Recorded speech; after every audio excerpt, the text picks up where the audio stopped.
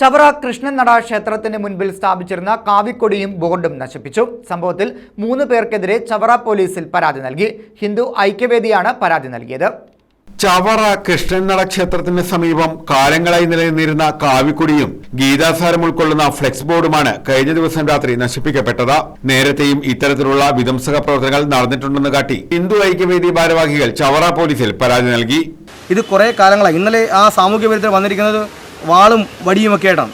അപ്പോൾ ഇവിടെ വന്നിരുന്ന ആരെങ്കിലും ആൾ കണ്ടാൽ അവരെ പോലും ആക്രമിക്കാൻ തുനിഞ്ഞിറങ്ങിയ കുറേ ആൾക്കാരാണ് വന്നിട്ടുള്ളതെന്ന് നമുക്ക് മനസ്സിലാക്കാൻ സാധിക്കും. ഇത്തരത്തിലുള്ള നടപടികളുമായി ഇനി ഇതേകണക്കുള്ള കുൽസിത പ്രവർത്തികളുമായി മുന്നോട്ട് പോവുകയാണെങ്കിൽ ഹിന്ദു ഐക്യതയുടെ പേരിലും ക്ഷേത്ര സംരക്ഷണത്തിന്റെ പേരിലും ശക്തമായ നടപടികളുമായി മുന്നോട്ട് പോകാൻ ഞങ്ങൾ തീരുമാനിച്ചിട്ടുണ്ട്.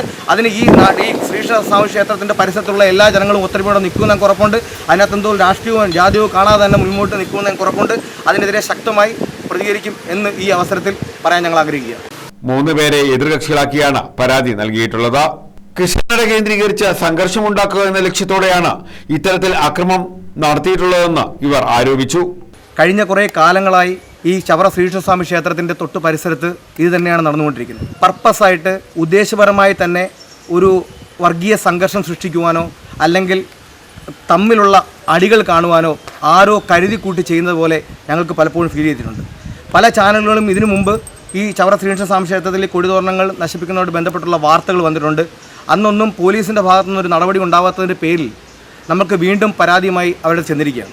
ഇതിന് നടപടി ഉണ്ടായില്ലെങ്കിൽ തീർച്ചയായിട്ടും ഹിന്ദു ഐക്യവേദിയുടെ പേരിലും ക്ഷേത്ര സംരക്ഷണ സമിതിയുടെ പേരിലും നമ്മളിന്ന് പരാതി കൊടുക്കാനിരിക്കുകയാണ്. ആ പരാതിയും മുൻപോട്ട് പോയില്ലെങ്കിൽ തീർച്ചയായിട്ടും SP-ക്ക് അതുപോലുള്ള പരാതികൾ നമ്മൾ കൊടുക്കുന്നതായിരിക്കും. സമീപത്തെ വീട്ടിലെ CCTVയും നശിപ്പിച്ചിട്ടുണ്ട്. ഇവരുടെ ചിത്രങ്ങൾ CCTVയിൽ തെളിഞ്ഞിട്ടുമുണ്ട്. News bureau, Chavara.